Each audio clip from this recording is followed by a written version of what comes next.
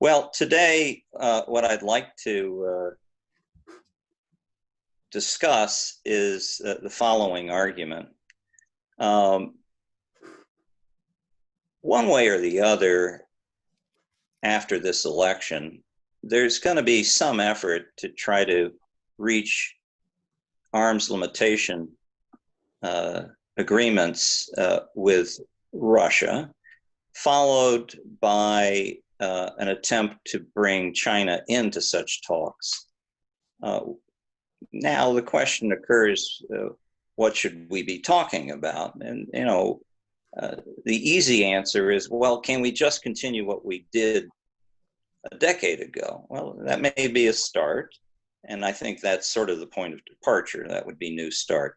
But presumably, you want to talk about other things that have come online, so to speak, in the last decade and look to be coming online in the decades ahead.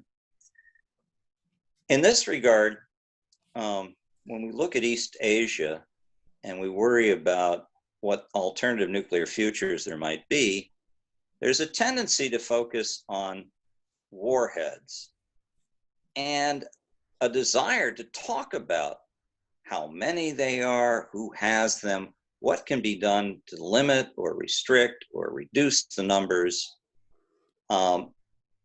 This is the traditional way arms control diplomats make sense of the world. I would try to make the argument today that that may not be a complete thought. That what is most uncertain and most disturbing about the future regarding nuclear energy in East Asia isn't the number of warheads and the uncertainty associated with them today, but rather the uncertainty associated with the materials necessary to make more warheads. And that uncertainty is driven less by the military sector simply than it is from the civilian nuclear infrastructure that produces nuclear electricity. Now, the takeaway would be, if we're serious about restricting the uncertainties regarding alternative nuclear futures in East Asia, you would want to add to the agenda for negotiation and discussion, at least with China, getting more transparency and clarity about what they're up to, and even, I would go further, to restrict not only what China is choosing to do, particularly with regard to plutonium production and plutonium-based fuels in the so-called peaceful or civil sector, but also with regard to enrichment. And we'll get into what those two things are about. Enrichment is a process that relates to isolating the most desirable and fission-prone isotope of uranium, U-235.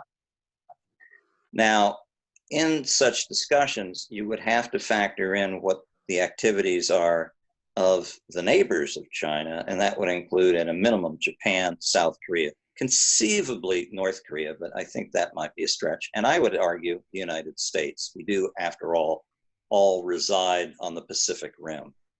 So that's what we're going to talk about. Before I get into my slide presentation, a word on two ways to get nuclear weapons. The two ways to get nuclear weapons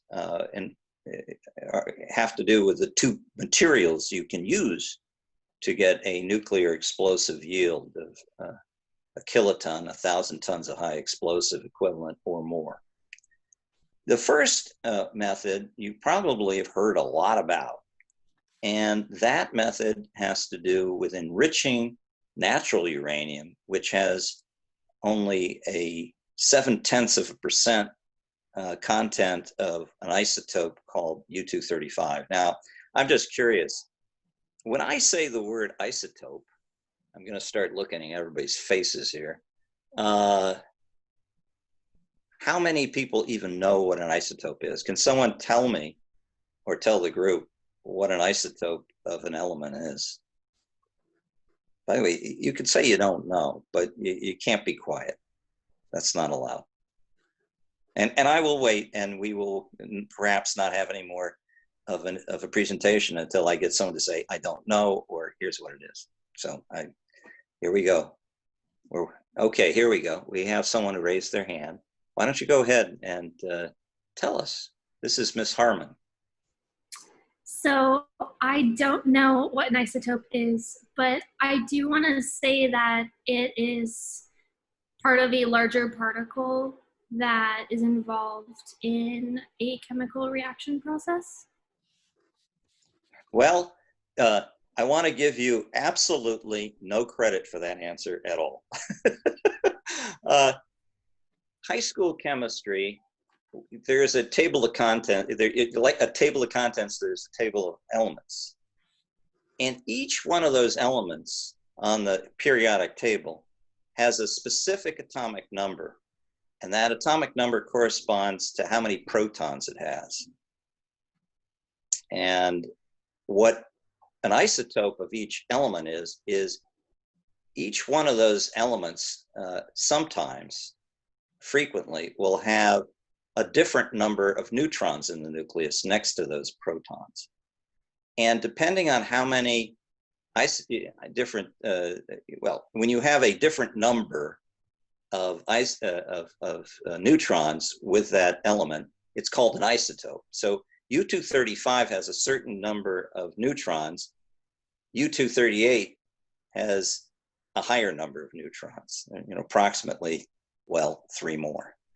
And so you get different isotopes of an element determined by the number of neutrons they have. Now we're getting a little deep into it, but when you enrich uranium to get the fissile-prone isotope U-235 separated from the 99.3% of natural uranium, this U-238, it is an isotopic process. And when you read about Iran's centrifuges, what they're doing is spinning a gaseous suspended form of natural uranium so that the heavier isotope, which is U-238, can be spun separately away from the lighter one, U-235. And that's enrichment. And if you get enough U-235 in your uranium sample, like 80 or 90%, you can bring that material together in an implosion or even a gun device, and it will produce a kiloton yield or more easily. The second way to get a bomb is to produce plutonium in a reactor. And a reactor takes uranium, whether it's enriched or natural, and it has neutrons bombard the uranium. And when that happens, 1% of that uranium gets transmuted into an element called plutonium, which is chemically, not isotopically, but chemically different from the uranium. And you can take the spent fuel from that reactor and chemically separate the plutonium from the uranium. And if you get about 3 to 5 kilograms, that a kilogram is 2.2 pounds of that plutonium, you can put that in an implosion device and reliably get a range of yields from 1 kiloton all the way up, all right? Certainly to tens of kilotons easily, and in certain designs, even hundreds of kilotons. So those are your two methods. Let's now go, by the way, are there any questions? I mean, has everybody fallen out of their chair, or are they still in proper suspension? Questions? No questions. I hope I haven't scared the horses away. No, I think we're all good, Henry. And I think Lauren, that's kind of what she was saying. That's kind of what she meant to say. Well, okay. Well, good enough. Let's go to the first slide. All right. So the way most people look at East Asia and nuclear futures is this way. They say, well, we're worried about nuclear weapons. The first country that they worry the most about is China. And this is a graph showing a variety of estimates that are recent by the Defense Intelligence Agency, the Central Intelligence Agency, the Strategic Command, the Office of the Secretary of Defense. Those are all these acronyms. The Federation of American Scientists, an outside non-governmental group. And if you look at that purple dot at the very top of the chart, that is an estimate by the former Russian commander of the strategic rocket forces in Russia. You'll notice that there are two things. First, there's quite a spread in the estimates. They could be as low as 150 in 2000 with that red dot, which is DIA's estimate in, I guess, 98, all the way up to the official estimate of 600 by DIA more recently this year. And then you have that Russian dot. So the first thing you notice is a lot of uncertainty as to how many they have. And one thing that does seem certain, doesn't matter who you ask, over time, it seems like they're getting more. Now, you could come to the simple conclusion that, well, okay, but we're debating about whether it's 100, 200, or 900. More likely, the difference between 200 and 400, it's measured in hundreds. Okay, this is one way to look at things and say, well, if you go out, let's see, I'm going to have to move let's see here. I'm going to turn off all these pictures that are masking my own view graphs here. How do I do that? Well, I guess I can't. Oh, there we go. If you go all the way out to 2030 or thereabouts, the number seems to double to 600. So you have time, and that's the way people look at the problem. Let's take a look at the next slide. Another country to look at is North Korea. Here, things are going up and the uncertainties are easily as dramatic, but the numbers are somewhat smaller. We have estimates of 60 made by the DIA in 2017, a range by the Arms Control Association of 40 up to as many as 210 by the end of the decade. We have NDU with estimates ranging from 140 to 320. All right, so things are moving in that direction. So that's North Korea. And what's the next one? Is there another? Okay, this is another way to look at things. This is a way to look at, well, let's not think about alternative nuclear futures militarily. Let's think about them civilian, electrical production. How many power reactors? These are machines that use frequently enriched uranium, not always, but always produce spent fuel with plutonium in it. 1% of the spent fuel will have plutonium in it. What are the futures? Here, what we learn is that in the case of the Taiwanese, that's the ROC, they're going out of the nuclear business. In the case of Japan, they seem to be getting back into it, but it's worth noting all of the rise from 200 to 20.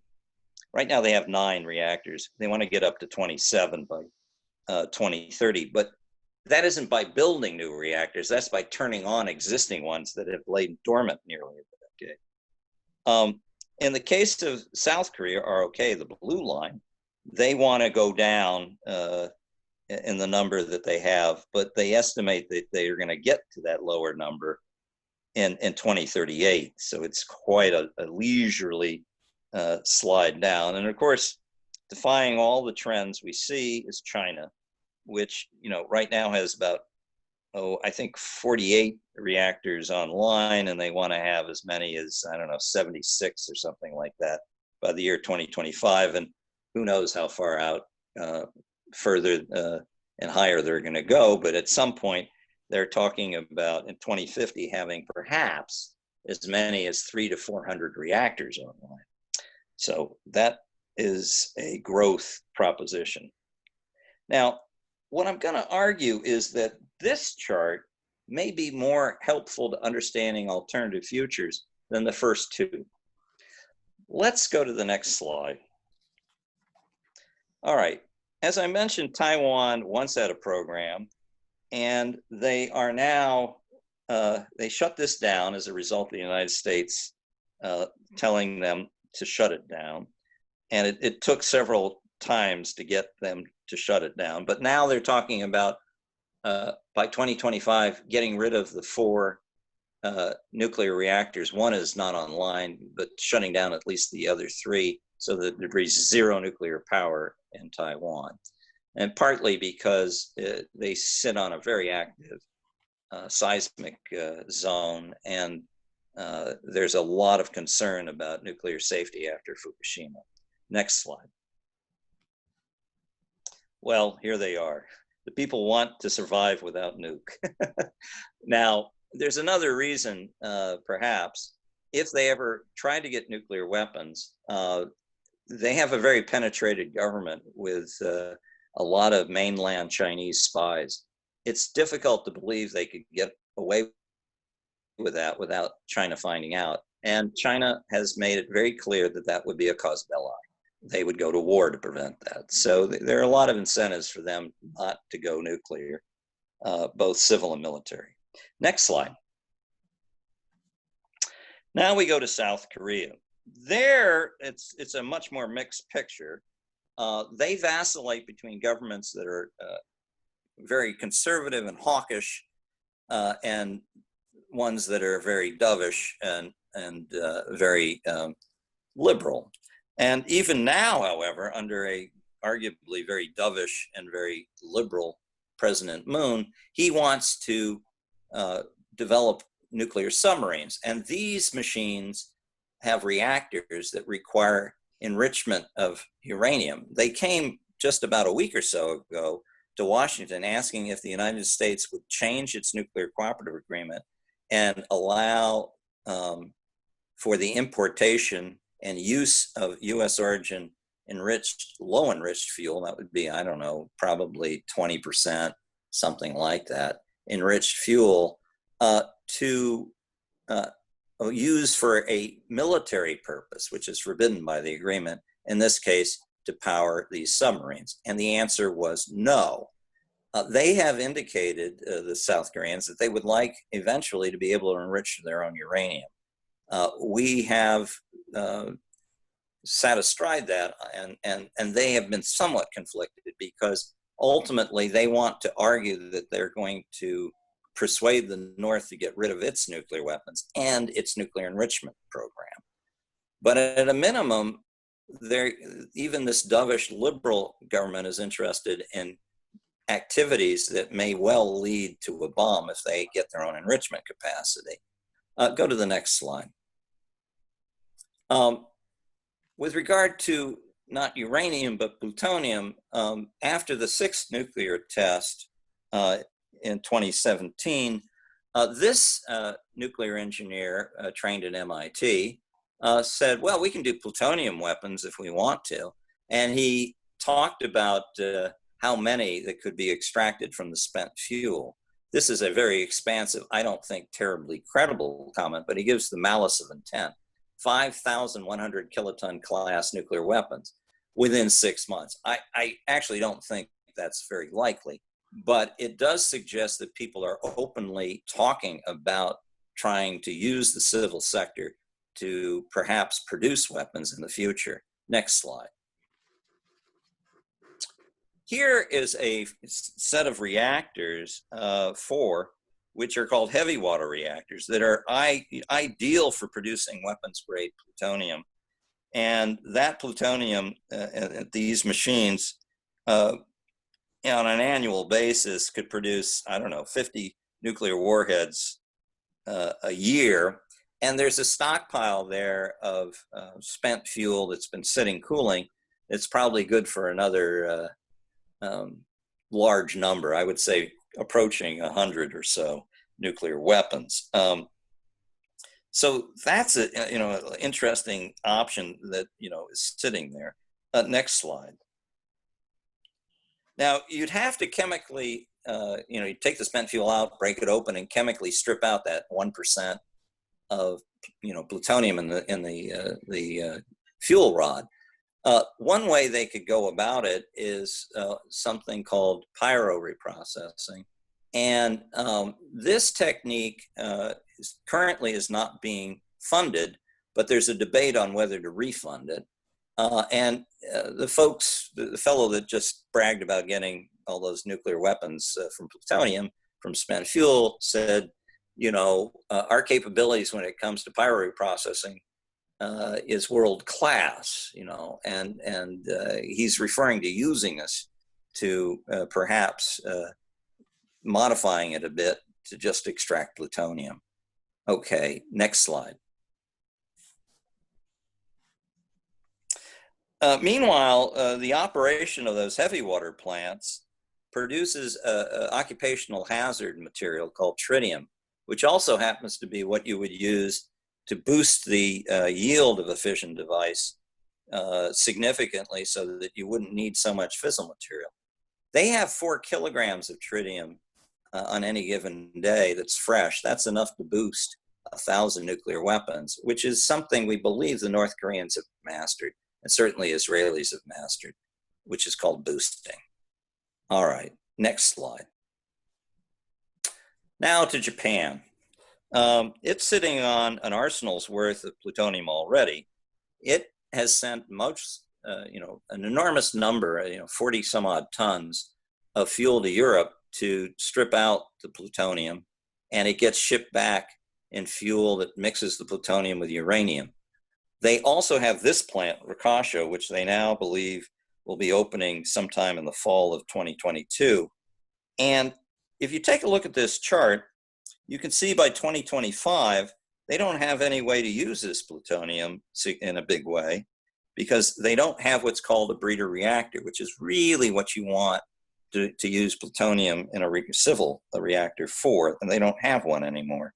They had 2 and they shut them down for all sorts of technical reasons. But, by 2025, they would have, enough materials for, depending on what you think a bomb requires, 6,000 to 12,000 nuclear weapons. That's a lot.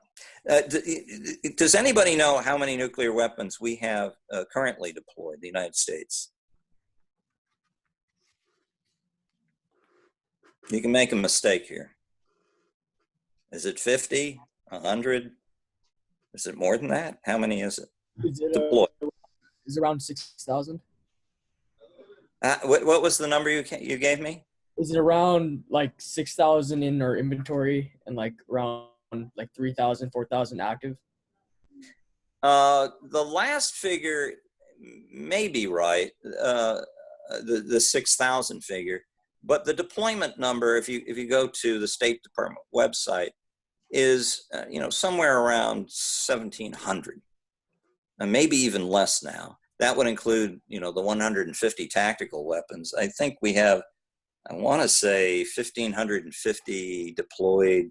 I mean, there are lots of counting rules, but something between somewhere around 1,600, 1,700, something like that. So this plant would produce that many bombs worth of plutonium a year. That's pretty sporty. Okay, next.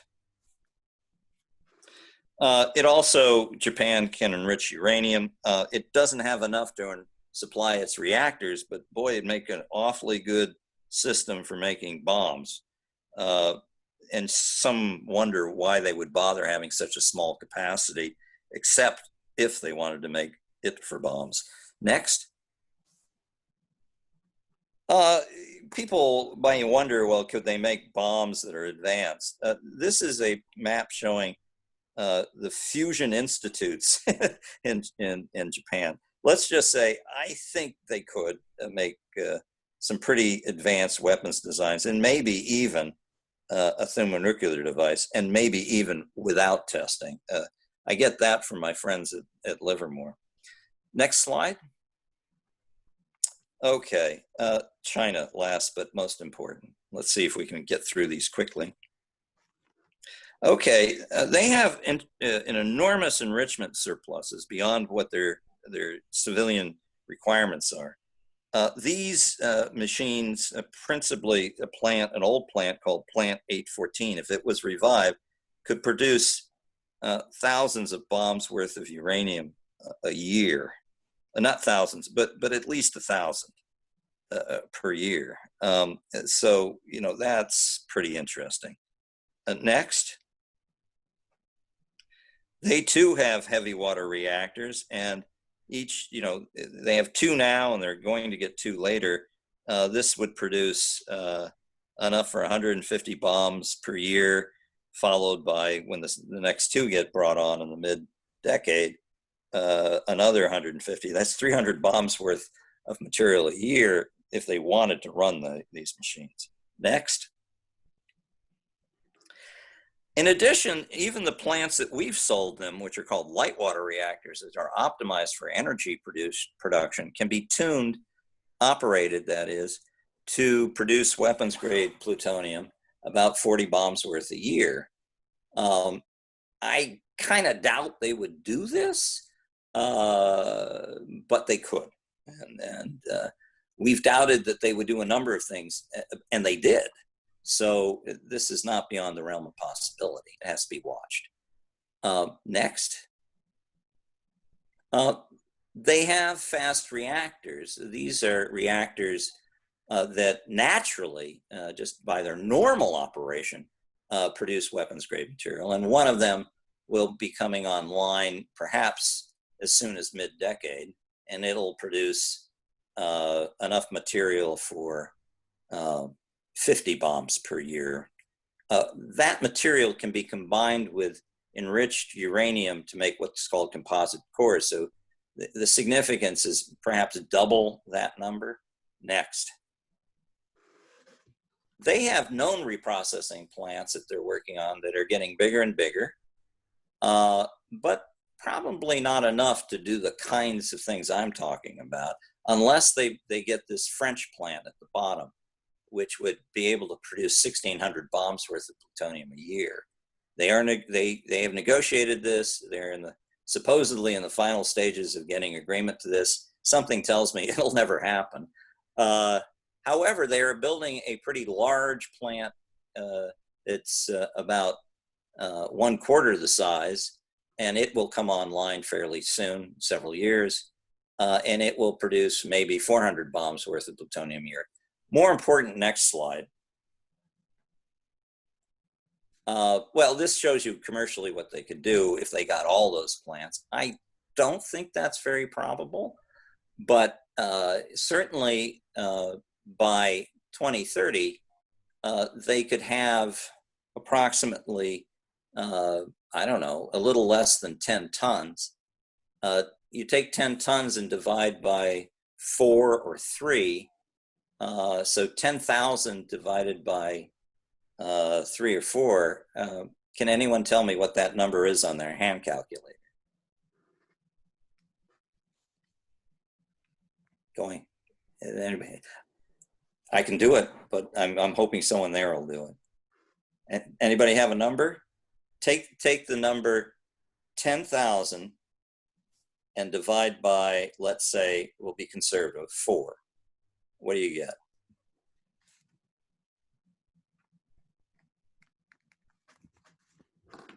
Hands up. 2,500.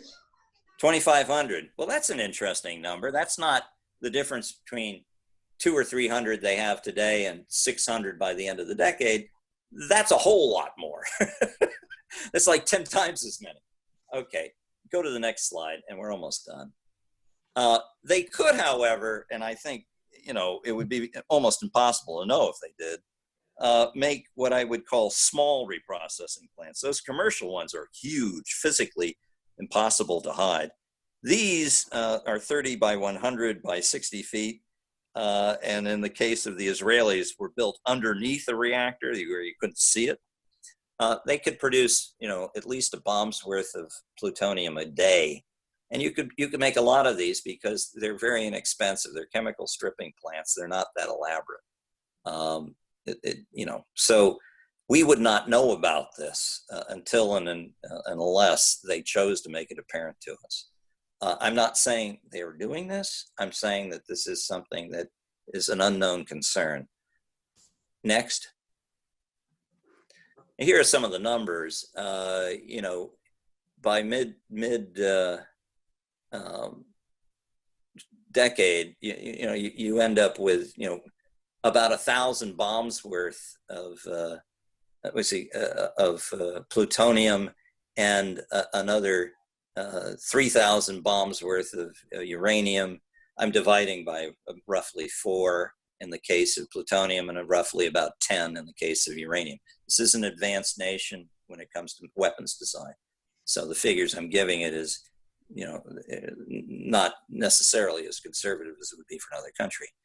And by the end of the decade, it is conceivable that even using conservative figures, if they wanted to exploit their civil sector, enough for several thousand, is 4 into 10 would be 2,500 plutonium bombs, along with as many as 6,000 bombs worth of uranium.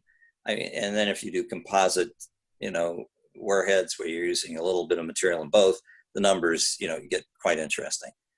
These are big numbers, okay? And I've used very conservative ideas about what they would exploit, and not a lot of reactors here. A grand total of, let's see, 4, 5, 6, 7 reactors and 1 enrichment plant. They have many more than that.